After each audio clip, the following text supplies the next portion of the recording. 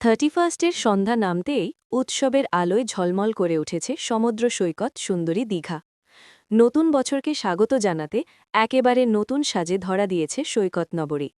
রঙিন আলোর সাজ, পর্যটকদের কোলাহল আর সমুদ্রের গর্জনে মিলেমিশে তৈরি হয়েছে উৎসবের আবহ। 31 রাত থেকেই দীঘার জগন্নাথ মন্দিরকে কেন্দ্র করে হাজারে হাজারে পর্যটকের আগমন শুরু হয়েছে। মন্দির চত্বর ও সংলগ্ন এলাকায় বিশেষ আলোকসজ্জা নজর কেড়েছে সকলের। নতুন বছরের প্রথম প্রহরে জগন্নাথ দেবের দর্শনের জন্য দীর্ঘ লাইন চোখে পড়ে। পর্যটকদের ভিড় সামাল দিতে নিরাপত্তা ব্যবস্থা জোরদার করেছে প্রশাসন।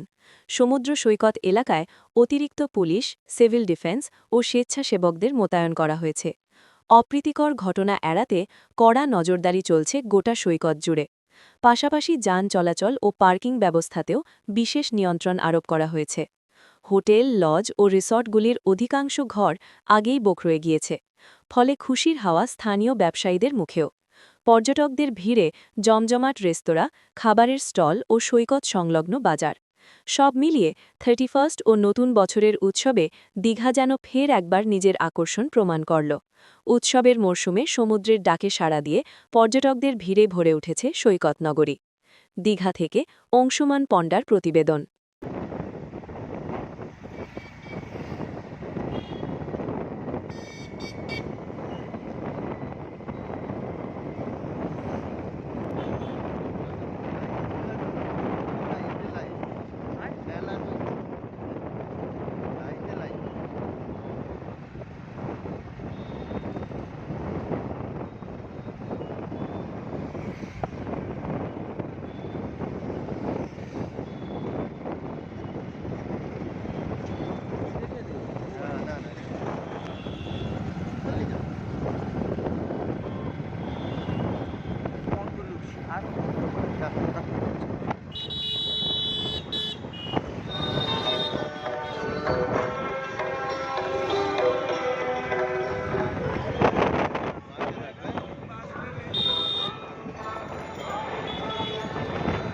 সোজা রাখো, মোবাইলটা সোজা রাখো, মোবাইলটা সোজা, ধরবে যে সোজা।